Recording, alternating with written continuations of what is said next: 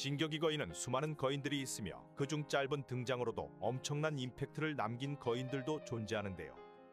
오늘은 임팩트 있는 거인 탑10을 알아보겠습니다. 바로 시작합니다.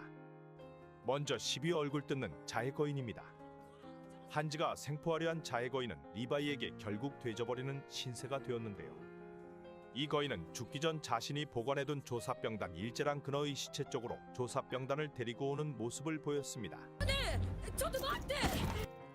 과거 벽박 조사에 참여를 하였던 조사병단 중 사람 41제랑 그너는 혼자 살아남기 위해 성벽을 향하다 자해 거인을 만나게 되었는데요. 아, 이제 되졌구나 싶었던 순간 자해 거인은 뭐 때문인지 입냄새를 풍기다 마르라는 모습을 보여주었습니다. 유미르의 백성이라 말하며 고개를 조아리며 이게 뭔 상황인지 싶은 장면을 남겼는데요.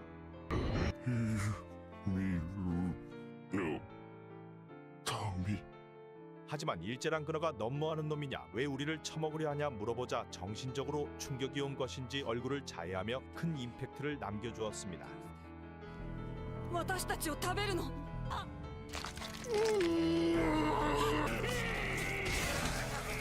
다음 9위 빵야빵야 거인입니다. 짐승 거인의 등장과 함께 나타난 무지성 거인들은 눈알들이 시뻘건 모습을 보였는데요. 리바이와 엘빈도 깜짝 놀라며 이들과 싸울 준비를 하였습니다. 그리고 짐승 거인은 이들에게 공격 사인을 보냈는데요. 짐승 거인이 땅을 내리치자 무지성 거인들이 뛰어가며 여기서 빵야빵야 거인이 모습을 드러냅니다. 약 2초의 등장뿐이었지만 와, 저놈이 빵야빵야 거인이구나라고 누구나 알아볼 수 있는 엄청난 퍼포먼스를 보여주었습니다. 개인적으로는 무지성 거인 중 최고의 임팩트 장면을 남기지 않았나 생각됩니다. 다음 8위 면상 거인입니다. 얼굴을 들지 못하는 면상 거인은 2회만 등장하였지만 마찬가지로 큰 임팩트를 남기며 사라졌는데요. 얼굴을 들지도 못하는 로드레이스의 면상 거인은 북측 마을로 향하고 있었으며 면상을 땅에 박아 기어다녀서인지 일어섰을 때 얼굴이 아작이나 있는 모습을 보여주었습니다.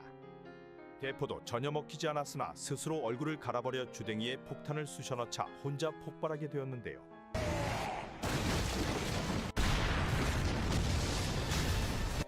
폭발과 함께 목덜미에서 떨어져 나온 로드레이스는 자신의 딸에게 목이 따이며 생을 마감하게 되었습니다. 외모만큼은 최강의 임팩트였다고 보입니다. 다음 7위 짐승 거인입니다. 지크에거가 계승한 짐승 거인은 아무래도 범상치 않은 외모와 함께 말까지 씹으리며 와, 이놈은 모지라는 말이 나오는 거인이었는데요. 리바이 다음으로 간다는 조사병단 실력자를 압도하였으며 호수를 보여주었습니다. 입체기 동장치를 파악하고 원거리 공격까지 갖추어 임팩트가 특히 강력하였는데요. 거기다 자신의 척수액으로 만든 무지성 거인들을 조정하거나 전장에서 바로 변신을 시키며 특수 능력까지 보여주었습니다. 리바이와 라이벌 구도를 보여주기도 하였으나 예상외로 근거리에서는 개털리는 모습만 보여주어 나락으로 가버린 거인입니다.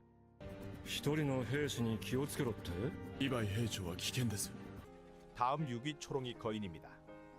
눈이 초롱초롱한 초롱이 거인도 짐승 거인 척수액을 먹은 무지성 거인 중 한 명이며 조사병단 2인자 미케 자카리아스 다리를 씹어먹으며 등장하였는데요. 아담한 사이즈의 거인으로 식욕을 주체 못하며 짐승 거인에게 찍히기도 하였습니다. 눈알이 뽑혀버리며 죽은 줄 알았으나 짐승 거인이 다시 움직여도 된다는 말에 눈알이 뽑힌 채 미케를 잡아먹는 모습을 보였는데요. 콤팩트한 사이즈와 초롱초롱 빛나는 눈망울로 사람들에게 외모로 기억이 남은 거인입니다. 다음 5위 네발 거인입니다. 기행종 중 네발로 다니는 거인들이 많이 있지만 확실히 임팩트를 남긴 네발 거인은 바로 리바이의 동료를 죽인 네발 거인인데요. 조사병단으로 들어온 리바이와 함께 원정을 나간 조사병단은 기행종을 만나게 되었습니다. 그리고 조사병단 중 리바이의 동료들이 있는 그룹은 한 거인에게 개털리고 말았는데요. 여기에 과거부터 함께 해온 리바이의 동료들은 모가지가 잘려버리고 몸뚱이가 반토막이 나는 등 무참하게 죽어버린 모습을 보였습니다. 이 모습을 본 리바이는 아커만으로 각성을 한 것인지 엄청난 기술들을 보여주었는데요. 거인이 불쌍할 수도 있겠구나 쉽게 고속으로 이동하며 거인을 아작을 내버렸습니다. 목덜미고 나발이고 모가지채 잘려 사망하며 불쌍한 임팩트를 남긴 네발 거인이었습니다. 다음 4위 초대형 거인입니다. 사이즈가 겁나 큰 초대형 거인은 첫 등장신에서 엄청난 임팩트를 보여주었는데요. 첫 등장 시 어디서 쳐나온 건지도 모르는 상황에 발길질 한 방으로 무지성 거인들을 성 안으로 들여보내는 모습을 보였습니다. 성벽을 잡아 얼굴만 보여주며 인간들에게 무력감을 안겨주었는데요. 60m가 넘는 사이즈와 피부가 없어 근육이 보이는 외형 그리고 엄청난 열을 발산하여 조사병단들도 속수무책으로 당할 수밖에 없었습니다. 진격의 거인으로 변한 에렌마저 발길질 한 방에 나가리 되는 모습을 보이며 이놈을 어떻게 잡나 싶은 장면들을 많이 남겨주었는데요. 하지만 아르민의 전략과 함께 나가리되며 베르톨트의 초대형 거인은 사망하는 모습을 보였습니다. 초창기 등장만으로 큰 임팩트를 남긴 거인으로 많은 사람들이 알고 있는 거인입니다. 다음 3위 개귀여운 아기 거인입니다. 마찬가지로 무지성 거인 중 한 명으로 먼 땅에서부터 귀여운 아기 거인은 세상의 진실을 알게 된 에렌과 조사병단들에게 발견이 되었는데요. 눈을 부릅뜬 상태로 기어서 성벽까지 가려는 모습을 보였으며 에렌은 아기 거인을 만지며 낙원행을 당한 우리의 동포라고 말하였습니다. 아기 거인이지만 눈망울이 맑아서인지 사람들에게 많이 언급되는 거인 중 하나인데요. 낙원행으로 성벽까지 기어서 가려는 노력 때문인지 에렌의 언급 때문인지 아기 거인으로 불리며 잠깐의 등장으로 큰 임팩트를 남겨주었습니다. 다음 2위 다이나 거인입니다. 초기 등장과 함께 에렌의 어머니를 얌얌해버린 다이나 거인은 나중에 충격적인 떡밥까지 남기며 계속 등장하였는데요. 에렌이 얼굴을 잊지 못하는 거인 중 한 명이며 훗날 조사병단 한네스와 조우하기도 하였습니다. 한네스는 에렌의 엄마가 죽기 전 저놈 따위 내가 해치우고 다 구해주마 하였지만 순간 다이나 거인 포스에 쫄아버리며 빤스런을 치게 되었는데요. 이후 에렌의 엄마가 잡아먹힌 뒤 또 한 번 다이나 거인과 만남에서는 웃으며 덤벼들었습니다. 어떻게 이런 일이 있냐며 날파리처럼 다이나 거인을 공격하였는데요. 하지만 붙잡혀버린 채 하체부터 아작이 나버리며 사망해버리고 맙니다. 다이나 거인은 에렌에게 또 한 번 충격적인 장면을 선사하며 에렌에게 접근하였는데요. 빠기쳐버린 에렌의 펀치와 접촉하자 좌표가 넘어가 버리며 다른 거인들에게 개털리며 사망하고 맙니다. 초기부터 사망까지 엄청난 임팩트를 남기며 무지성 거인 중에서는 최강의 임팩트를 남기지 않았나 생각됩니다. 마지막 1위 진격이 거인입니다. 에렌이 계승한 진격이 거인은 초기에는 알다시피 별 임팩트가 없었으나 뒤로 갈수록 엄청난 포스를 보여주었는데요. 에렌이 각성한 후 마레를 침공하며 전투의 거인을 처먹어버리고 이후 땅올림 퍼포먼스와 함께 진짜 진격이 거인이 어떤 것인지 잘 보여주었습니다. 땅올림으로 등장한 엄청난 숫자의 초대형 거인들과 함께 다른 거인들과는 다른 사이즈로 강함을 잘 보여주었는데요. 자신을 죽이기 위해 찾아온 조사병단들에게 역대 9거인들을 불러내며 최종 보스의 힘을 뽐내기도 하였습니다. 인류를 사실상 멸망시킬 수 있었던 거인으로 세계의 흐름을 바꿀 수 있었던 거인인데요. 하지만 자신들의 동료들에게 그리고 제일 아끼는 미카사에게 목이 잘려버리며 사망해버리고 말았습니다. 주인공이 계승한 거인이자 엔딩 최종 보스로 왔구나 강한 퍼포먼스까지 역대 최강의 거인이지 않나 생각됩니다. 감사합니다.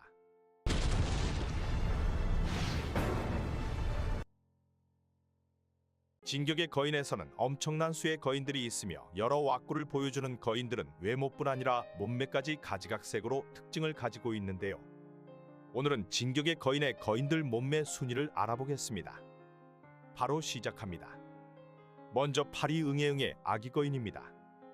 개짤막한 다리로 일어설 수도 없었던 아기 거인은 먼 마레에서부터 기어 에렌과 마주하게 되었는데요. 닥스온트 같은 짧은 팔과 다리를 소유하고 있으며 몸은 마치 군뱅이처럼 주름이 잡힌 모습을 보여주었습니다. 갈비뼈인지 살인지 알 수 없는 몸뚱이였으나 의지만은 대단한 것인지 먼 길을 얼굴을 쳐박고 기어왔으며 조사병단은 아기 거인을 보고 깜짝 놀라기도 하였는데요. 俺たちの同胞だ。 거인이 되었을 뿐 아니라 몸마저 저주를 받은 체형으로 짧은 등장으로 큰 임팩트를 남긴 아기 거인이 8위를 차지합니다. 다음 7위 잘못된 비율을 가진 유미르의 턱거인입니다. 턱거인 자체가 키가 작으며 팔다리가 짧은 특징을 가지고 있으나 유미르의 턱거인은 특히 더 구린 모습을 보여주는데요. 미쳐버린 머리통 사이즈로 이 신체 비율이 정말 맞는 것인가라는 의문을 남겨주고 있습니다. 다른 턱거인들은 머리통이라도 좀 작아 괜찮으나 유미르의 턱거인은 진짜 머리통이 겁나 큰데요.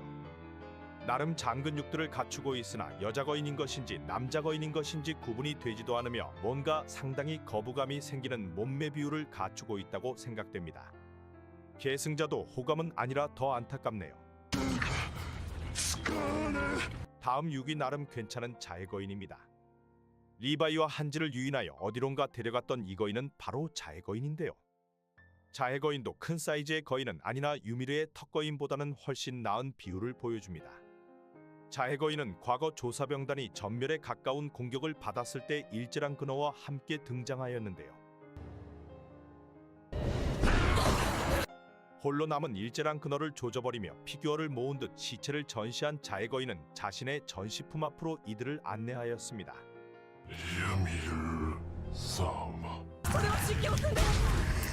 그리고 리바이에게 개털리고 말았는데요.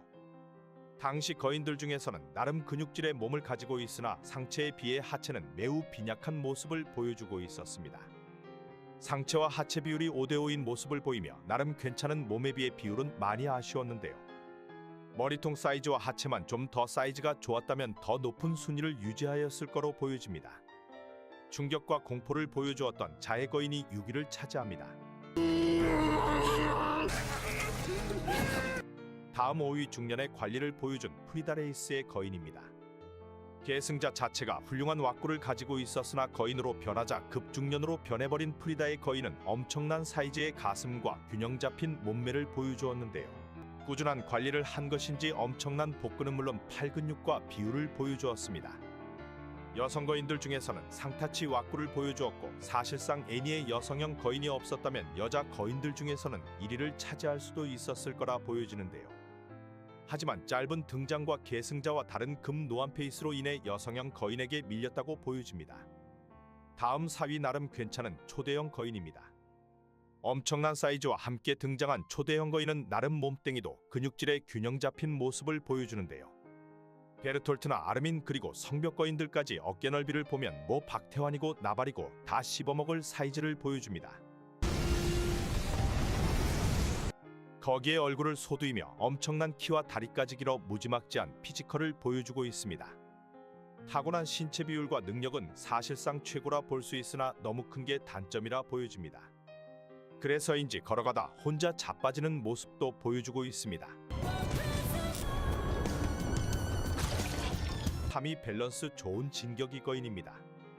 에렌의 아버지도 그렇고 에렌도 그렇고 나름 몸매가 좋은 것인지 거인으로 변한 뒤 모습은 관리를 잘한 건강남의 모습을 보여주는데요. 온몸이 근육질로 딱 균형 잡힌 모습으로 웬만한 옷들도 핏이 다 맞을 포스를 보여주고 있습니다. 적당한 상체 근육과 거기에 맞는 하체 근육을 갖추고 있으며 사실 빤스만 입어도 멋있을 몸매를 보여주는데요. 리치 또한 매우 길어 전형적인 운동남의 포스로 3위를 차지합니다. 다음 2위 좀 더 단단한 갑옷거인입니다.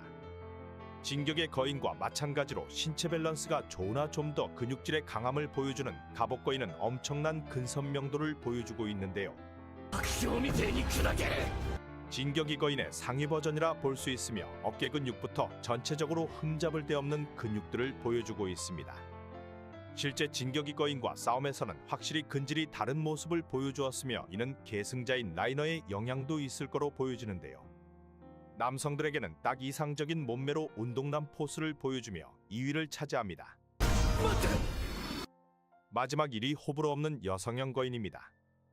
미친 근육질도 아니며 적당한 근육량과 밸런스를 갖춘 여성형 거인은 단연코 모두가 인정하는 몸매를 소유했다고 보이는데요. 전체적인 밸런스는 물론 얼굴까지 소두라 이상적인 모습을 보여줍니다. 진격이 거인 여자판이라고도 볼 수 있으며 타 여성 거인들과는 확연히 다른 왁구를 갖추고 있는데요. 예를 들어 다이나프리치의 여성 거인은 이게 남자인지 뭔지 구분도 안 가는 모습을 보여줍니다. 반면 여성형 거인은 계승자인 애니레오나트의 비율을 그대로 가지고 있다고 보여지며 얼굴 또한 거인들 중에서는 상타치 외모를 갖추고 있다 생각됩니다. 감사합니다. 진격의 거인에서 거인들은 수많은 종류가 있으며 기존 인간의 외모 특성을 그대로 가지게 되는데요. 오늘은 거인들 중 한 왁구한다는 거인들의 외모 순위를 알아보겠습니다. 바로 시작합니다. 먼저 10위 진짜 못생긴 유미르 거인입니다. 나름 조사병단에서 활약을 해왔던 유미르는 9거인 소유자 중 한 명이었으며 오늘 순위에서는 제일 못생긴 왁구를 가지지 않았나 생각되는데요. 몸 자체 근육은 전혀 없으며 엄청난 머리통 사이즈와 다른 턱거인들과 비교해도 얘는 턱거인이 맞나 싶은 모습을 보여줍니다. 작디 작은 눈알과 신체 비율은 더욱더 유미르 거인이 못생긴 걸 강조해주는데요. 과거 시조 유미르의 환생을 연기하고 살아왔으며 무지성거인 상태에서 턱거인을 우연찮게 먹게 되었고 여자이지만 히스토리아와 친구 이상의 관계로 갈 뻔한 점을 제외하면 큰 임팩트는 없던 못생긴 거인이라 보여집니다. 웬만한 무지성거인보다도 못생긴 게 아닌가 싶기도 합니다. 다음 9위 면상거인입니다. 거인화가 되자마자 얼굴을 보여주기 싫었던 것인지 땅에다 얼굴을 쳐박고 다닌 면상거인은 로드레이스가 변한 거인인데요. 거인화가 되자마자 북측마을로 얼굴을 들지 못하고 향하였으며 대포를 맞던 뭐라던 얼굴을 들지 않는 모습을 보였습니다. 그리고 마지막 성벽에서 머리를 들며 자신의 얼굴을 공개하였었는데요. 와, 이건 그냥 안 드는 게 좋았겠구나 싶을 정도로 면상이 모두 갈려 얼굴이 아작이 나 있으며 거인들 중에서는 최악의 비주얼을 잘 보여주었다고 생각됩니다. 얼굴이 모두 갈려버리며 폭탄으로 전신이 폭발 후 사망해버리게 되었는데요. 제대로 된 얼굴을 공개하지도 못하고 죽어버린 비운의 거인으로 생각됩니다. 다음 8위 나름 귀여운 초롱이 거인입니다. 눈알에 포인트를 준 콤팩트한 사이즈의 거인인 초롱이 거인은 잠깐의 등장만으로 큰 임팩트를 남겨주었었는데요. 무지성거인 중 하나이지만 조사병단 2인자 미케의 다리를 씹어버리고 자신을 만들어준 짐승거인의 말을 거역하는 등 한고집하는 걸 보여주었습니다. 결국 고집을 부리다 짐승거인에게 찍히고만 초롱이 거인은 한쪽 눈알을 빼앗겨버리게 되었는데요. 이 상황에도 미케를 잡아먹으려 달려든 모습을 보여주고 잠깐의 등장으로 사람들에게 기억이 남는 무지성거인 중 하나입니다. 다음 7위 프레드 머큐리 거인입니다. 리바이가 첫 등장하며 한지와 함께 등장한 거인은 바로 프레드 머큐리 거인인데요. 멋쟁이 코수염과 함께 대형 사이즈의 키로 저놈 어디서 본 것 같은데 싶은 얼굴을 보여주었습니다. 당시 최강자 리바이를 공격하는 모습을 보였지만 아쉽지도 않게 목덜미가 따여버리며 사망해버리고 말았는데요. 무지성 거인 중에서는 제일 잘 가꾸어진 외모로 마찬가지로 잠깐의 등장이었지만 모두에게 기억에 남는 거인 중 한 명으로 보입니다. 인간이었을 당시가 궁금해지는 거인 중 하나로 볼 수 있네요. 다음 6위 짐승거인입니다. 일반 거인도 모 같은데 짐승거인의 왁구는 참으로 말할 수 없는데요. 말 그대로 짐승 같은 형상을 하고 있으며 긴팔과 털로 뒤덮인 모습은 기괴함을 나타낸다고 볼 수 있습니다. 유일하게 거인 중 털로 뒤덮여 있으며 공격하는 방식 또한 다른 거인들과 달리 차별점이 있었는데요. 짐승거인을 본 조사병단의 넘버2 미케는 저놈 참 특이하다 생각하기도 하였으며 히스토리아는 짐승거인의 외모를 보고 짐승거인을 계승하지 않고 과거 남친을 데려와 임신을 했다는 설까지 나돌고 있습니다. 이런 충격적인 외모와 달리 예상외로 팬층을 많이 두고 있는 짐승거인이 6위를 차지했네요. 다음 5위 리얼 턱거인입니다. 여러 턱거인들이 나왔지만 왁구만 보았을 때 이놈은 그나마 좀 괜찮구나 싶은 턱거인은 갤리어드의 턱거인인데요. 돌연변이 급이었던 유미르의 턱거인과는 달리 진짜 강력해 보이는 턱을 소유하고 있으며 철판인지 뭔지 모르는 가면으로 얼굴을 뒤덮은 모습을 보여줍니다. 나름 근육질의 몸뚱이와 사자 갈퀴와 같은 머리털을 가지고 있어 흡사 사자처럼 보이기도 하는데요. 하지만 근육질 몸의 비율이 저주를 받아 난쟁이급의 신체 비율을 가지고 있습니다. 素早いユミルのアギトとはまるで違う 신체 비율만 더 괜찮았다면 더 순위가 높지 않았을까 생각됩니다. 다음 4위 주인공빨 진격이 거인입니다. 다른 거인들과 비교하였을 때 그나마 정상적으로 보이는 진격이 거인은 긴 머리카락과 함께 근육질의 몸을 가지고 있었는데요. 정상적인 신체 비율과 근육질의 몸과 노멀한 얼굴로 왁구에서는 나쁘지 않은 존재감을 갖추고 있습니다. 거인들 중에서는 상타치의 왁구를 가지고 있으며 주인공 에렌빨로 인지도가 높은 거인 중 하나인데요. 나중에 전투의 거인을 흡수하고 땅올림을 시전 후 포스는 타거인과 비교할 수 없을 정도로 강력하였습니다. 초기부터 등장하였으며 에렌의 특징을 잘 갖추고 있어 좋아하는 진격이 거인이었습니다. 다음 3위 여자여자한 여성형 거인입니다. 사실상 진격이 거인의 여자 버전이라 볼 수 있는 여성형 거인은 근육질 확고와 큰 가슴 그리고 비율도 나쁘지 않은 거인으로 임팩트를 남겨주었는데요. 계승자가 애니 레오나트여서인지 이름이 여성형 거인이어서인지는 모르지만 전체적으로 훌륭한 왁구를 지녔다고 보여집니다. 애니의 실제 격투수를 그대로 잘 표현하며 터프한 면모를 보여주기도 하는데요. 많이 등장하지 않는 여성 거인들 중에서는 단연 탑티어로 꼽을 수 있으며 인기가 매우 많은 거인 중 하나입니다. 다음 2위 방어 몰빵 갑옷 거인입니다. 첫 등장부터 눈을 사로잡는 왁구로 고대병사 갑옷과 같은 느낌을 가진 갑옷 거인은 로봇과도 흡사하다 볼 수 있는데요. 다른 거인들의 멍 때리는 표정과는 달리 전사와 같은 이미지를 갖추고 있습니다. 판금과 같은 금색 갑바와 함께 아홉 거인은 뭔가 달라도 다르구나라는 왁구를 보여준다고 할 수 있는데요. 실제 계승자인 라이너도 단단한 몸체와 각진 얼굴로 갑옷 거인과 잘 어울리는 모습을 보여주고 있습니다. 하지만 이런 갑옷 거인의 이미지는 후반으로 갈수록 박살이 나고 있으며 유리 거인이라는 조롱을 받기도 하고 있네요. 마지막 1위 중년 거인 그리샤의 거인입니다. 에렌의 아버지로 그냥 평범한 왁구였던 그리샤가 변신한 거인으로 이 거인은 잘 모르시는 분들도 계실 텐데요. 평범한 줄 알았던 에렌의 아버지는 예상외로 엄청난 근육질의 몸과 수염으로 덮인 개상 남자의 모습을 보여주었습니다. 目的はレイスケが持つある力を奪うこと 엄청나게 큰 사이즈로 유미르 가문과 만남에서 보라색 눈으로 변하며 진격이 거인의 힘을 보여주었는데요. 과거부터 나름 산전수전 다 겪어온 인물로 작가가 왁구에 더 신경을 써준 게 아닌가 싶기도 하였습니다.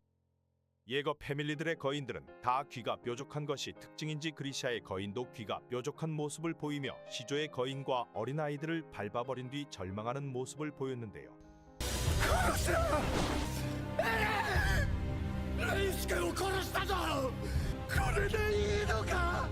아 에렌 이 새끼가 아빠를 잘도 이용하는구나 싶은 장면을 선보였고 이전 진격의 거인의 중년 간지를 보여주었습니다.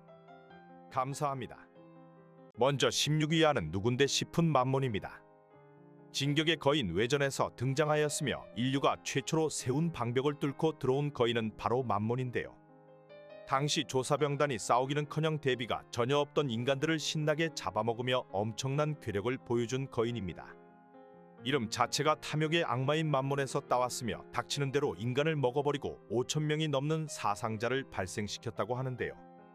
일단 10m급 거인으로 보이나 다른 거인들과 다르게 엄청난 살집을 가지고 있으며 외전 주인공인 큐크로의 엄마를 먹어버리며 본편 에렌과 겹치는 상황을 만들어버린 거인입니다. 만몬으로 인해 인간들은 복수심을 가져 입체기 동장치를 발명하게 되었습니다. 다음 15위 계약한 유미르 거인입니다. 9거인 중 하나였지만 유미르의 거인은 뭔가 계약한 모습을 보이는데요. 정식으로 9거인 승계받은 것이 아닌 개운빨로 9거인을 이어받아서인지 아니면 계승자 자체가 문제인 것인지 외모부터 뭔가 구린 모습을 보여줍니다. 거인이지만 포스가 매우 떨어지며 조사병단 앞에서 변신한 시점에서는 무지성거인들에게도 밀리는 모습을 보여주었는데요. 다굴의 장사가 없다 하지만 상당히 약한 모습을 보였고 거인 사이즈도 매우 작으며 턱거인의 특징인 턱 강화마저 없어 9거인은커녕 무지성급의 힘을 가지고 있다 보여집니다. 다음 14위 빨간 눈 거인입니다. 흔치 않은 빨간 눈알을 가졌으며 리바이에게 각성을 시켜준 거인으로 빨간 눈 거인은 상당한 전력을 보여주었는데요. 과거 리바이가 성 밖으로 나간 시점 등장하였으며 비오는 날 조사병단을 상당수 잡아내는 모습을 보였습니다. 여기서 리바이의 불알 친구들도 잡아내며 리바이가 분노가 넘치게 만들어 주었는데요. 엄청난 빡침으로 리바이는 아커만으로서 각성을 이뤄냈으며 분노찬 소리와 함께 빨간 눈 거인을 아작내는 모습을 보였습니다. 모가지고 나발이고 온몸을 토막내어 골로 보내버렸는데요. 상대가 리바이여서 그렇지 사실상 리바이가 아니었다면 보스급 거인 중 하나로 남았을 거라 보입니다. 다음 13위 기행종 오거 거인입니다. 한마의 피를 가진 것인지 기행종 중 9거인과 필적할 만한 힘을 가진 오거 거인은 마찬가지로 외전에서 등장한 거인인데요. 주인공과 연관이 있던 기행종으로 당시에는 나름 9거인과 필적할 힘을 보여주기도 하였습니다. 다른 거인들과 다른 빠른 회복력을 보여주었고 불로 지지던 모던 엄청난 속도로 사람들을 죽이곤 하였는데요. 사이즈도 일반 거인과 다르게 큰 사이즈로 기행종 중에서는 상타치 거인으로 보여집니다. 다음 12위 얼굴 없는 면상거인입니다. 로드 레이스가 혓바닥을 사용하여 변한 면상거인은 진짜 겁나 큰데요. 초대형 거인보다 큰 것인가 싶을 정도로 거대한 사이즈를 보였으며 당시 조사병단은 성벽으로 향하는 면상거인을 막을 엄두를 내지도 못하였습니다. 기술이고 뭐고 피지컬 자체가 뛰어나니 사실상 기행종이 구모고 면상거인을 이기긴 어려울 거로 보이는데요. 엄청난 수의 대포를 다 씹어버리고 열을 이용하여 목덜 및 공격도 어려운 모습을 보였습니다. 당시 성벽을 기대어 일어난 면상거인을 에렌이 진격의 거인과 폭탄을 이용하여 잡아내었지만 얼굴이 갈리지 않았다면 이기기 매우 어려웠을 거로 보여지네요. 다음 11위 갤리어드의 턱거인입니다. 턱거인답게 확실히 턱이 강력한 모습을 보여주는 갤리어드의 턱거인은 경질화된 부분도 다 아작을 내버리며 턱 하나는 엄청난 강함을 보여주었는데요. 하지만 공격력이 극대화된 부분과 반대로 방어력이 좋지는 않은 모습을 보여주었습니다. 진격의 거인과 싸움에서는 기습을 노리는 모습을 보였으나 조사병단과 진격의 거인 공격에 맥없이 당하는 모습을 보였는데요. 칼질 한 방에 팔이 잘려버리고 얼탱이 없게 동료키를 보여주었습니다. 다음 12위 입냄새쩌는 피크핑거의 차력거인입니다. 짐승거인과 첫 등장 시 빵셔틀처럼 등장한 차력거인은 그냥 뭐 창고용으로 쓰나보다 싶었는데요. 하지만 중요한 순간에 지크를 구해내고 여러 전략에 맞는 활용도를 보여주었습니다. 이뿐만 아니라 파이널 시즌에서는 저평가를 의식하였는지 과거 9거인들을 혼자 겁나 때려잡는 모습을 보여주었는데요. 한 놈 죽이고 새로 변신하고 무한 반복으로 자신은 얼마든지 거인화를 할 수 있다며 많이 억울했는지 장에게 강함을 어필하기도 하였습니다. 반복된 거인화를 잘만 이용한다면 충분히 더 상위권으로 올라갈 수도 있을 거로 생각됩니다. 다음 9위 방어 약한 갑옷거인입니다. 초기 등장에서는 와 이놈을 어찌 이기나 싶은 포스를 보여준 갑옷거인은 전신이 단단한 모습을 보여주었는데요. 몸땡이로 성벽을 부숴버리고 진격의 거인과 싸움에서도 밀리지 않는 모습을 보여주었습니다. 전투력 자체는 높지 않으나 방어력이 높아 초창기에는 엄청난 포스를 보여주었고 나름 최강의 몸통을 가지고 있었습니다. 하지만 조사병단의 무기 개발과 다른 거인들이 속속 등장하며 슬슬 파회법이 나오게 되었는데요. 리바이에게 개털리기도 하였으며 조사병단이 다굴로 잡아내는 등 죽을 위기를 수차례 넘겼으나 이것도 갑옷거인의 특징인지 어떻게든 살아남는 모습을 보였습니다. 무지성거인의 다굴이나 파이널 시즌 9거인들 다굴에서도 살아남았으나 전투력 자체는 높지 않다고 보여집니다. 다음 8위 팔코 그라이스의 새거인입니다. 최초로 하늘을 나는 비행거인으로 등장하였으며 사람들은 이 거인을 보고 이게 말이 되는가 얘기도 하였는데요. 세계관을 파괴하고 등장한 거인으로 하늘을 날 수 있어 활용도는 매우 높다고 볼 수 있습니다. 전략적으로 하늘을 날아다니며 턱거인의 장점인 턱으로 상대를 물어댄다면 웬만한 거인들은 다 씹어먹을 것으로 생각되는데요. 하지만 팔코 자체가 거인화에 능숙하지 않은 점과 작중 마지막에 등장하여 어느 정도의 강함을 가진 것인지는 밝혀지지 않았습니다. 빠른 속도로 이동이 가능한 땅에서 붙잡히게 된다면 예상외로 개털릴 수 있는 거인으로 생각됩니다. 다음 7위 여자 거인 여성형 거인입니다. 사실 갑옷 거인과 비교하면 밀리는 게 맞는 여성형 거인이나 계승자 자체가 겁나 세서 순위가 상승한 거인입니다. 애니 레오나트 자체가 어린 시절부터 고문에 가까운 훈련을 해왔으며 체격차를 떠나 남자고 여자고 다 패버리고 다니는데요. 이런 기술로 신체 밸런스가 좋은 여성형 거인으로 상대들을 때려눕히고 진격이 거인은 물론 갑옷 거인과 싸웠어도 충분히 이겼을 거로 생각됩니다. 부분적으로 경질화가 가능하며 특별한 능력은 없지만 웬만한 거인들은 다 때려눕힐 수 있는데요. 마지막까지 살아남은 9거인 중 한 명으로 애니 레오나트빨로 강함이 극대화되었다고 생각됩니다. 다음 6위 털부자 지크의 짐승 거인입니다. 확실히 남다른 왁구와 공격 능력을 보여준 짐승 거인도 강함을 갖추고 있는데요. 나름 대형 사이즈를 갖춘 거인이며 지크의 시구 능력을 바탕으로 원거리 공격의 장점을 가지고 있습니다. 같은 거인에게도 원거리에서는 통할 수 있으나 근거리에서는 약점을 보이며 리바이에게 개털리는 모습을 보여주었습니다. 다른 거인과 싸움에서도 근거리는 약할 거로 생각되는데요. 하지만 기본적인 사이즈가 있어 자신보다 작은 거인들은 웬만치 발라낼 수 있을 거로 보여집니다. 다음 5위 전투의 거인입니다. 잠깐의 등장이었지만 큰 임팩트를 남겨주었으며 자유자재로 신체를 변형해내는 전투의 거인은 상대하기 굉장히 까다로운 거인인데요. 본체를 땅굴에 쳐박아 숨은 채로 공격하고 몸 변형까지 해대며 난리를 쳐대니 이기기 매우 어렵다 보여집니다.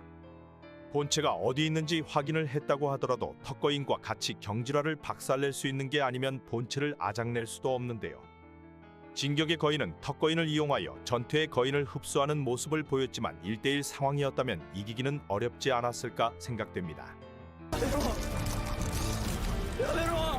다음 4위와 3위인 아르민과 베르톨트의 초대형 거인입니다. 그냥 피지컬로 아작을 낼 수 있는 초대형 거인은 아커만들도 상대가 어렵다고 보여지는데요. 베르톨트도 아르민이 목숨을 건 몸빵 후 방심하여 당하였지만 사실상 1대1로는 지기는 어렵다고 보여집니다. 진격이 거인이 주제 모르고 발목을 잡고 뛰어들자 일격에 날려버리고 클래스의 차이를 보여주었는데요. 당시 베르톨트가 조금만 더 똑똑했다면 아르민이고 에렌이고 다 압도하였을 상황이었지만 방심을 하여 초대형 거인은 아르민에게 계승이 되고 말았는데요. 엄청난 신체 스펙과 함께 뛰어난 지능을 가진 아르민의 초대형 거인이 한 단계 더 높은 순위를 가지고 있다고 생각됩니다. 다음 2위 유미르 프리츠의 거인입니다. 엘디아를 사실상 만들어냈다고 볼 수 있는 유미르의 시족 거인은 모든 거인과 엘디아인을 컨트롤할 수 있으며 과거까지 개입하는 게 가능하다고 볼 수 있는데요. 본체 자체만 본다면 뭔가 약해 빠진 게 아닌가 싶지만 거인계의 어머니라고 볼 수 있는 존재로 사실상 제대로 활용한다면 어떠한 거인도 유미르의 거인과는 비교가 어려울 거라 생각됩니다. 마지막 1위 모든 걸 가진 에렌의 진격이 거인입니다. 초창기 진격이 거인으로는 갑옷 거인도 벅찬 상황이었으나 파이널 시즌까지 간 에렌의 거인은 사실상 사기급 거인으로 거듭났는데요. 진격의 거인과 함께 전투의 거인을 흡수 그리고 시조의 거인의 능력까지 얻는 모습을 보였습니다. 거인의 능력 활용은 이렇게 하는 것이다라고 제대로 보여주며 땅울림을 실행시키고 세계 멸망이 뭔지 잘 보여주었는데요. 과거와 미래를 조작하는 모습과 함께 인류 전체를 궁지로 몰아넣는 모습으로 최강의 거인이 누구인지 제대로 보여주었습니다. 감사합니다.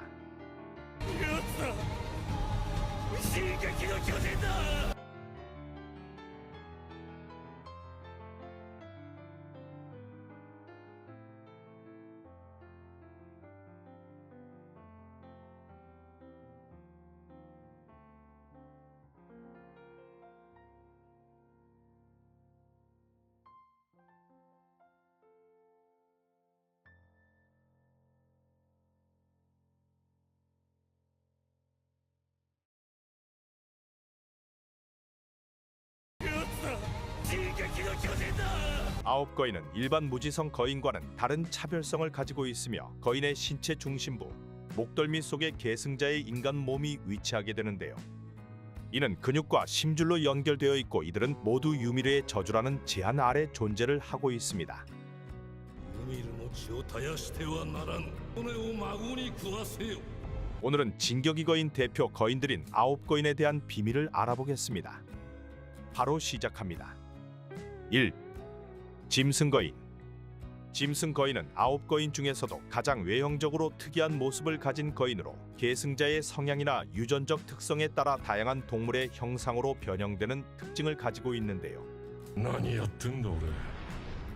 전형적인 인간형 거인이 아니라 원숭이, 악어, 사슴, 양 등 각종 동물과 유사한 외형으로 나타나며 이로 인해 전투 방식과 능력 또한 천차만별로 달라지곤 합니다. 이 거인은 본래 톰 쿠사바라는 의사가 계승하였고 이후 지크 예거가 이를 이어받아 진격의 거인 세계관에서 중요한 역할을 수행하게 되는데요. 지크 예거의 경우 짐승 거인을 거대한 침팬지 형태로 구현했고 이와 함께 압도적인 투척 능력을 발휘했습니다. 그는 바위를 집어 수백 미터 떨어진 곳에 있는 병사들을 명중시키는 수준의 정확도와 파괴력을 갖춘 포격형 전투를 선보이며 호병 거인이라는 별명을 얻게 되었는데요. 실제로 시즌 3에서 조사병단을 거의 전멸 직전까지 몰고 간 투척 스타일의 바위 던지기는 짐승 거인의 원거리 공격을 가장 잘 보여주었다고 볼 수 있습니다. 짐승 거인이 무서운 점은 원거리 전투 능력에만 있지 않습니다. 지크가 왕가의 혈통을 지닌 계승자였기에 그는 짐승 거인의 능력 외에도 좌표의 힘을 일부 사용할 수 있었고 이로 인해 지크는 특정 조건에서 거인의 척수액을 투여받은 LDI를 고함 한 번으로 무지성 거인으로 변이시키는 능력을 가지고 있었는데요. 실제로 작중에서는 병사들에게 포도주 형태로 척수액을 미리 투여한 뒤 전장에서 지크의 포유 한 번으로 한순간에 병력을 거인화시키는 장면이 연출되며 이는 말해전의 전황을 바꿔놓는 계기가 되었습니다. 지크의 짐승 거인은 원거리 공격 능력, 전략적 통제력, 유전자 기반의 변이 능력까지 겸비하고 있어 단순히 힘으로 싸우는 거인이 아닌 전략 병기이자 생화학 무기에 가까운 형태로 진화했습니다. 그의 능력은 다소 제한적이지만 지크라는 인물이 가지고 있던 냉정한 두뇌와 생물학적 지식과 왕가 혈통이 결합되었기에 가능했다고 보여집니다. 다만 짐승 거인의 단점은 근접전 능력이 크게 떨어진다는 점을 가지고 있는데요. 지크는 앨런과의 접촉을 통해 시조의 힘을 깨우려는 계획을 세웠지만 결국 리바이 병장과의 근접 전투에서 거의 일방적으로 패배하며 그 한계를 보여주었습니다. 근접전에서의 무력함은 몸 자체가 투척에 특화된 형태로 설계된 탓이기도 하며 전투에서는 항상 병사들의 지원이나 수비 병력에 의존해야만 하는데요. 결국 짐승 거인은 상황 통제와 병력 운영, 무기화된 척수액의 활용과 포격 등 특수 임무 수행에 최적화된 거인으로 계승자의 성향에 따라 능력이 크게 달라진다고 볼 수 있습니다. 진격의 거인 세계관에서 짐승 거인은 전략적 대량 살상 병기에 가장 가까운 거인이라 할 수 있습니다. 2. 전투의 거인. 전투의 거인은 9거인 중에서도 가장 독특한 전투 스타일과 구조를 가진 존재로 전신을 자유자재로 경질화할 수 있을 뿐만 아니라 다양한 형태의 무기를 생성할 수 있는 능력을 갖추고 있습니다. 전투의 거인의 가장 큰 특징은 소유자가 거인의 목덜미가 아닌 외부의 경질화된 결정체 안에서 조종한다는 점입니다. 이는 다른 지성 거인들과는 완전히 다른 형태로 파일럿이 조종하는 전투병기처럼 활용을 하는데요. 라라 타이버는 자신의 몸을 수정체 안에 감싸 안전하게 보호한 채 전투의 거인을 원격 조종하듯 움직였으며 거대한 망치와 창과 기둥 등의 무기를 만들어내며 압도적인 전투력을 보여주었습니다. 이 능력은 거인의 살덩이로 경질화된 무기를 생성해내는 일종의 거대 3D 프린터 능력으로 진격의 거인 세계관 내에서 전례가 없는 기술이라 볼 수 있는데요. 초반 말의 축제에서 앨런과의 전투에서 처음 모습을 드러낸 전투의 거인은 진격의 거인을 압도하는 파괴력과 정밀한 무기 조작으로 도시를 초토화시키며 전략형 거인의 위용을 보여주었습니다. 단순히 덩치나 힘만으로 싸우는 다른 거인들과 달리 전투의 거인은 도구를 활용한 전략적 공격과 방어를 병행할 수 있는 전장 지휘형 병기라 볼 수 있는데요. 그러나 이런 뛰어난 전투 능력에도 불구하고 체력 소모가 매우 크다는 단점이 있으며 무기를 반복해서 생성하거나 수정체 방어를 유지하기 위해 많은 에너지를 소모하게 되는데요. 조종 방식 특성상 장거리 기동에는 적합하지 않고 특히 전투 거인의 힘을 발휘하는 동안 파일럿의 체력이 고갈되면 곧바로 기능이 마비되어 버립니다. 兄と同じ水晶体 실제로 라라 타이버는 앨런의 기습을 받은 이후 턱 거인의 턱에 의해 수정체가 파괴되며 사망하게 되었고, 이로써 전투 거인의 힘은 앨런에게 흡수가 되어버렸습니다. 3. 진격의 거인. 진격의 거인은 9거인 중에서도 가장 철학적이며 상징적인 존재로 단순한 힘을 넘어서 시간을 관통하는 기억 공유 능력을 지니고 있습니다. 첫 등장 시 별로 세지 않은 거인이구나 싶었지만 진격의 거인의 능력은 현재의 계승자가 과거는 물론 미래 계승자의 기억까지 엿볼 수 있도록 하며, 그 결과 시간선이 일직선이 아닌 고리처럼 연결되는 독특한 설정을 만들게 됩니다. 대표적인 예시가 바로 앨런 예거가 미래의 자신으로서 과거의 아버지 그리샤 예거에게 영향을 주는 장면인데요. 그리샤가 레이스 가문을 몰살하며 시조 거인의 힘을 빼앗은 결정적인 순간 앨런은 기억을 통해 아버지의 머릿속에 자극을 보내고 그리샤는 충격과 공포에 휩싸여 이렇게까지 시킬 줄은 몰랐다며 눈물을 흘리는 장면이 나옵니다. 이는 단순한 계승의 흐름이 아니라 진격의 거인이 시간 넘어 의지를 전달할 수 있다는 강력한 설정을 드러내고 있습니다. 이처럼 진격의 거인은 정보의 전달자, 운명의 개입자로 기능하며 실제 스토리상에서도 모든 사건의 중심축이 되었는데요. 자유를 위한 강박을 가진 앨런 예거에 이르러 절정을 이루며 결국 그는 시조 거인의 힘과 결합해 다 죽여버릴 수 있는 땅울림을 일으키고 전 세계를 멸망시키는 극단적인 선택을 감행하게 됩니다. 전투력 측면에서 보면 진격의 거인은 경질화나 초대형화 같은 특별한 능력은 없지만 격투에 최적화된 신체 구조와 탁월한 회복력을 갖추고 있습니다. 4. 차력 거인. 차력 거인은 9거인 중 가장 독특한 특성을 가진 거인으로 장시간 거인화가 가능한데요. 기계 장비를 탑재할 수 있는 유일한 거인으로 계승자인 비크핑거는 말의 전사 중 하나였으며 뛰어난 전술 감각과 판단력으로 차력 거인의 전략적 활용도를 극대화한 인물입니다. 勝つまで戦える 다른 거인들이 거인화를 유지하는 것에 비해 차력 거인은 며칠에서 몇 달까지도 거인화 상태를 유지할 수 있어 장기 작전이나 정찰 임무에 매우 적합하다고 보여지는데요. 실제로 피크는 몇 달 동안 거인 상태로 말의 전선을 누비며 정찰과 보급 병기 운반을 수행한 것으로 알려져 있습니다. 차력 거인은 몸뚱이에 무기를 설치할 수 있으며 몸 위에 중기관총이나 탄약 박스 그리고 포탑이나 방탄 갑옷 등을 설치해 병사들이 올라타 전투를 수행하게 만드는데요. 기동성과 회복력이 뛰어난 데다 사족보행 형태로 빠르게 이동할 수 있어 전장을 누비는 데 매우 유리합니다. 그러나 이러한 특수한 활용성에도 불구하고 전투력 자체는 낮다고 볼 수 있습니다. 거인이지만 체급이 작고 직접적인 전투에서는 방어력과 공격력이 부족하다 볼 수 있는데요. 무기 장착 없이 다른 지성 거인과 1대1로 맞붙는 상황이 온다면 그냥 골로 간다고 볼 수 있습니다. 실제로 피크는 직접 전투보다는 항상 병기 운용과 서포트 역할에 집중하며 전략적 기동과 후방 지원에 주력하는 거인이라 보여집니다. 5. 여성형 거인. 여성형 거인은 9거인 중에서도 가장 다재다능한 능력을 지닌 거인으로 평가받고 있으며 이름 그대로 여성적인 체형을 지닌 거인인데요. 조사병단이었던 애니 레오나트가 계승자로서 사용하며 격투술과 전략적 판단을 바탕으로 전장을 누비는 모습을 보여주었습니다.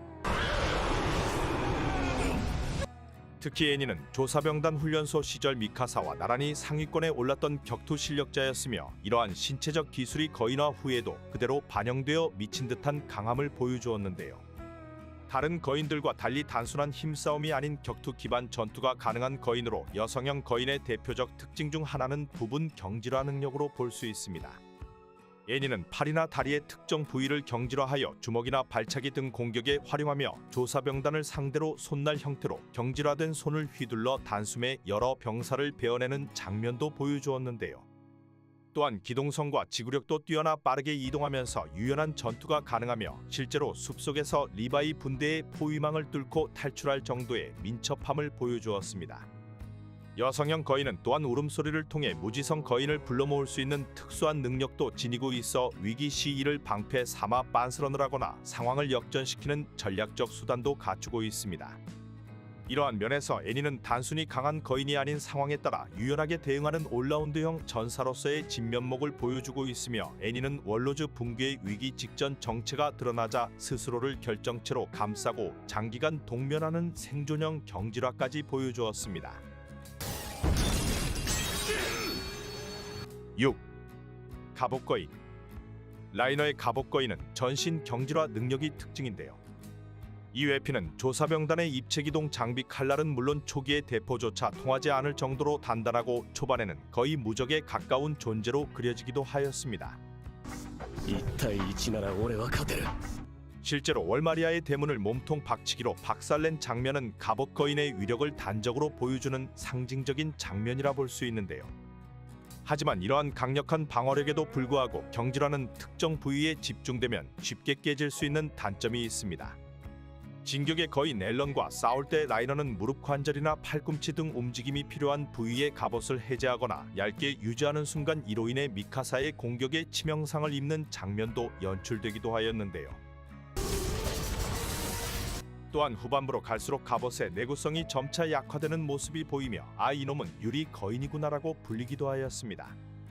마지막에는 대형 창과 같은 병기에는 약점을 보이게 되었고, 내구력만으로는 더 이상 싸움에서 우위를 점할 수 없는 시점에 도달하게 되어 보스가 상당히 사라지게 되었습니다. 7. 턱거인. 이름 그대로 턱이 강력한 턱거인은 9거인 중 가장 작은 체구를 가지고 있는데요. 하지만 민첩성과 파괴력 면에서는 최상위 급으로 꼽히는 거인으로 보여집니다. 그 이름처럼 가장 강력한 무기는 바로 경질화된 턱과 손톱으로 다른 거인들이 부수지 못하는 경질화 결정체조차 파괴할 수 있는 유일한 거인입니다. 실제로 턱거인은 전투의 거인의 결정체를 부숴 전투의 핵심을 바꾸는 역할을 했으며, 이 장면은 단순한 거인 이상의 전략적 가치를 입증한 장면으로 볼 수 있습니다. 턱거인의 계승자는 마르셀 갈리어드에서 유미르 그리고 포르코 갈리어드 마지막으로 팔코 그라이스 순으로 이어지게 되었는데요. 계승자마다 외형과 전투 스타일이 조금씩 달라졌으며, 유미르는 단순한 사족 보행형 거인으로 큰 전투 기술은 없지만 빠른 기동을 활용해 야전에서 생존하는 모습을 보였습니다. 포르코와 팔코는 날카로운 손톱과 입을 적극적으로 활용해 거인 전투에서 활약하였고, 특히 포르코는 거대한 수정체를 깨뜨리며 아르민과 앨런에게 결정적인 정보를 제공하였는데요.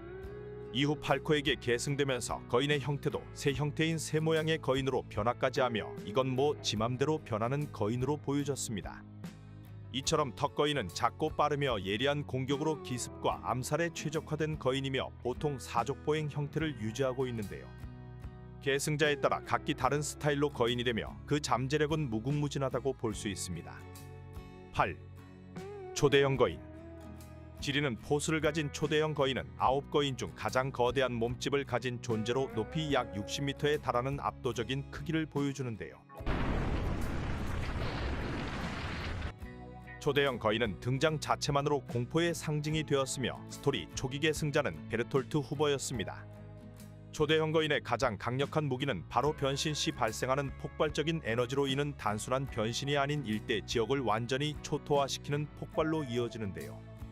실제로 베르톨트는 트로스트구에서 첫 등장할 때 성벽을 단숨에 부숴버렸으며, 아르민은 말의 침공 당시 항구를 한 번의 변신으로 전멸시켜 압도적인 파괴력을 보여주었습니다.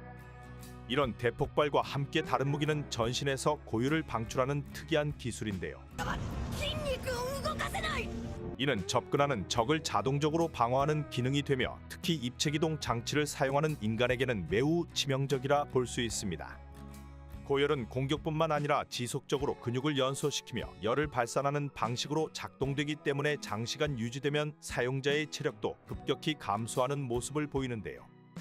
덩치가 산만해서인지 민첩성이 매우 떨어지며, 베르톨트는 거인화 이후 몸을 거의 움직이지 않고 단순한 낙하나 발차기로 공격을 가했고, 아르민 역시 거인화 후 대부분을 짧은 순간의 파괴에 집중하는 모습을 보였습니다.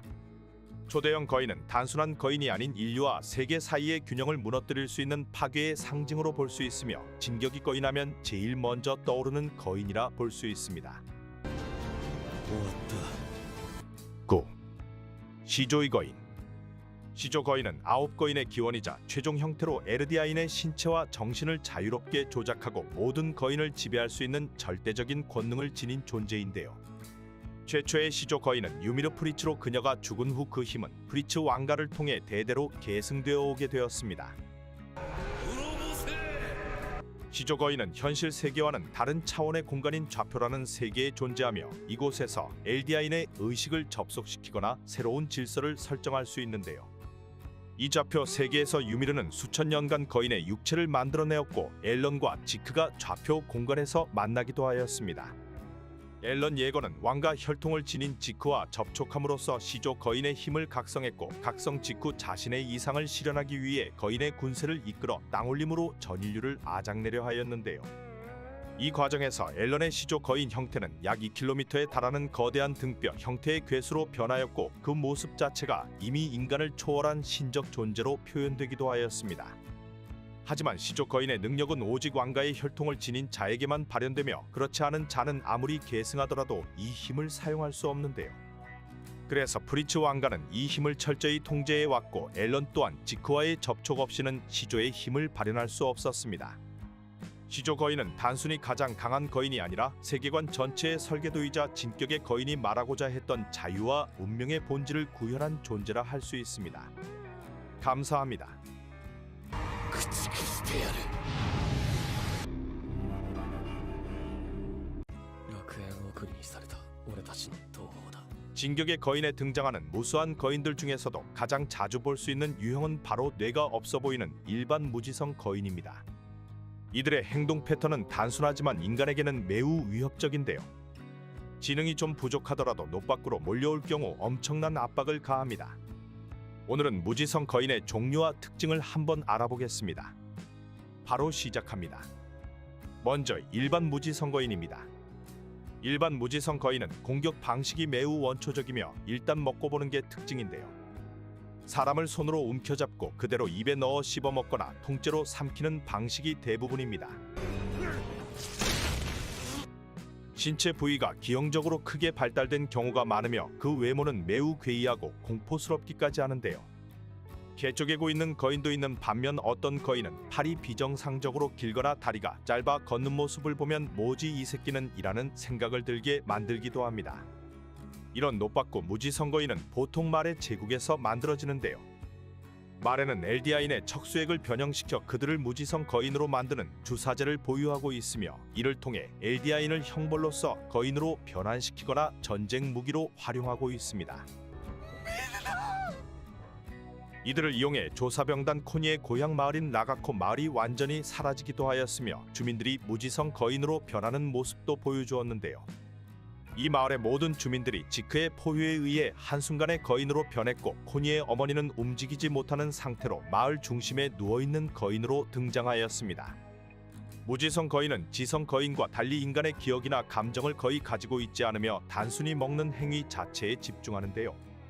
그럼에도 일부 무지성 거인은 과거 인간이었던 기억의 파편을 가지고 있는 것처럼 보이는 장면을 보여주기도 하였습니다. 한지 조회가 과거 실험하던 무지성 거인 소니와 비는 사람의 말을 이해하지 못하지만 인간에게 관심을 보이며 고개를 기울이거나 반응하는 행동을 보이기도 하였는데요.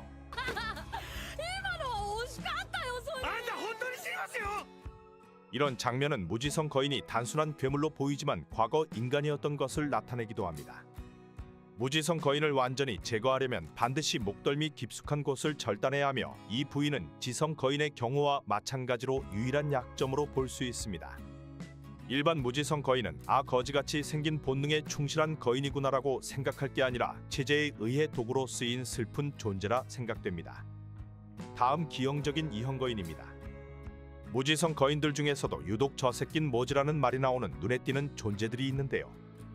그것은 바로 이형 거인입니다. 이형 거인은 일반적인 거인들과는 확연히 다른 외모와 움직임과 행동 패턴을 지닌 무지성 거인으로 보면 되는데요.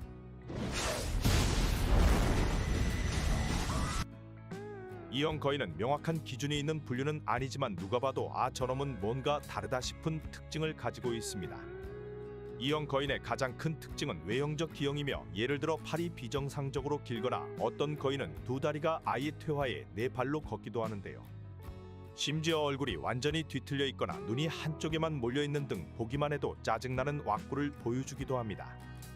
이 때문에 이형 거인은 시각적으로도 강렬한 인상을 남기며 일반적인 무지성 거인보다 훨씬 더 공포스럽게 평가되고 있는데요. 이런 이형 거인의 또 하나의 특징은 행동이 매우 특이하다는 점입니다. 일반적인 무지성 거인들은 본능적으로 인간을 향해 걷거나 달리지만 이형 거인은 그 본능조차 예측 불가능한 방향으로 표출되곤 하는데요. 빠르게 기어오르거나 또는 달리는 속도가 매우 빠르며 심지어 점프하여 벽을 뛰어넘으려는 시도를 하는 거인도 존재합니다. 추가로 손으로 총질을 하는 빵야빵야 거인까지 다양한 퍼포먼스를 보여주고 있는데요. 이런 행동 패턴은 정찰병단이나 주둔병단이 대응하기 훨씬 어렵게 만들고 있습니다. 조사병단이 애먹은 거인은 네 발로 짐승처럼 달려들며 속도가 매우 빨라 많은 병사들이 대응하지 못하고 잡아먹히기도 하였는데요. 이형 거인이 모두 강력한 존재는 아니지만 그 기형성과 예측 불가능한 행동은 전장에서 병사들에게 심리적 공포를 증폭시키고 있습니다. 단순히 목덜미만 자르면 죽는다는 약점은 같지만 이상한 몸 구조와 빠른 속도 그리고 갑작스런 행동은 공격을 매우 어렵게 만들고 있습니다. 말의 제국은 엘디아인을 무지성 거인으로 만들 때 일부러 변이를 유도하거나 실험적 접근을 통해 기형 거인을 만들어냈을 가능성도 있다고 보여집니다. 다음은 시키는 대로 하는 지시형 거인입니다. 대부분 거인들은 무지성 상태로 인간을 공격하지만 특별한 능력을 가진 자가 개입하면 무지성 거인도 일종의 병기처럼 통제가 되기도 하는데요. 이처럼 지성 거인의 명령이나 특정 조건에 의해 통제되는 무지성 거인을 일반적으로 지시형 거인이라 부르며 가장 대표적인 예가 바로 짐승 거인의 힘을 지닌 지크 예거가 만든 거인들입니다.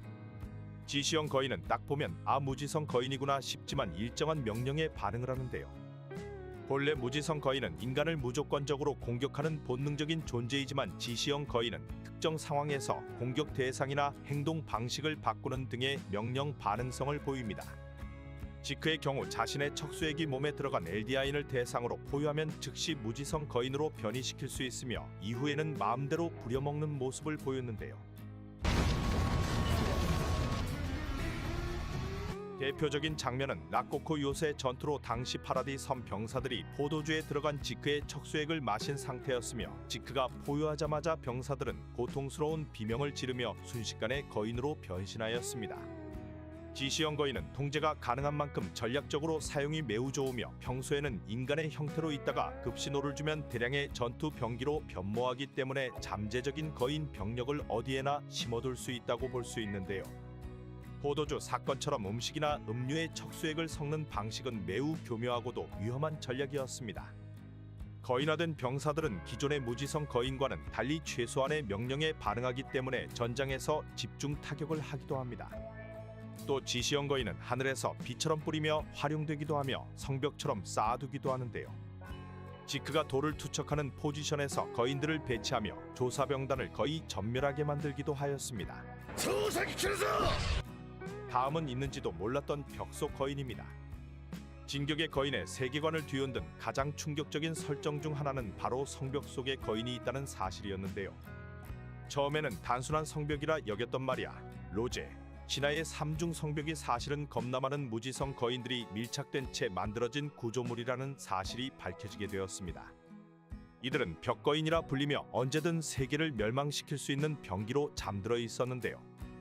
벽거인의 존재는 애니메이션 1기 마지막 장면에서 처음 암시되었으며 거인의 공격으로 파괴된 벽의 일부에서 사람 눈처럼 생긴 구조물이 드러났고 이는 후에 실제 거인의 눈동자임이 밝혀집니다. 벽 안의 거인은 수백 년 전 시조 유미르의 피를 계승한 프리츠 왕가가 파라디 섬으로 도망친 후 만든 인공적 성벽이라 볼 수 있는데요. 프리츠 왕은 외부 세계와의 전쟁을 중단하고 수천 명의 엘디아인을 무지성 거인으로 변환시켜 서로 몸을 맞닿게 하여 거대한 벽을 세웠으며 이 거인들은 좌표의 힘으로 고정된 상태로 봉인되었습니다. 그리고 이들은 훗날 땅올림에 사용이 되는데요. 벽거인들은 대부분 60m에 달하는 초대형 거인들로 피부가 없고 붉은 근육이 드러난 형태를 하고 있으며 높은 열을 발생시키는 특징을 가지고 있습니다. 왁구는 베르톨트나 아르민이 사용한 초대형 거인과 매우 흡사하며 사실상 동일한 능력의 일부를 공유한 것으로 추정되는데요. 이들은 모두 일정한 자세로 고정되어 있으며 왕의 명령 없이는 절대 움직이지 않으나 일단 각성하면 그 존재는 재앙 그 자체로 볼 수 있습니다. 땅올림 시 당시 최고의 무기들로 이들을 막으려 하였지만 높받고 땅올림으로 전멸이 코앞이란 걸 보여주었는데요. 프리츠 왕은 마레를 포함한 외부 세계의 벽거인의 존재를 은연중에 알림으로써 억지로 평화를 유지시켰으며 이 벽을 넘는다면 거인을 발동시키겠다는 위협을 남겼다고 보여집니다. 세계는 오랜 세월 그 말 때문인지 침공을 포기하거나 보류하였다고 생각되는데요. 그러나 에렌네거는 이 억지로 이어진 평화가 결국 자신들의 자유를 억압하고 있다는 점을 깨닫고 시조 유미르와 접속해 실제로 땅올림을 실행한 것이었습니다. 여러 종류의 무지선거인들이 있으며 결국 이들은 모두 인간이었으며 희생을 강요한 역사와 진실을 감추고 기억을 봉인한 권력의 결과물이라 보여지네요. 감사합니다.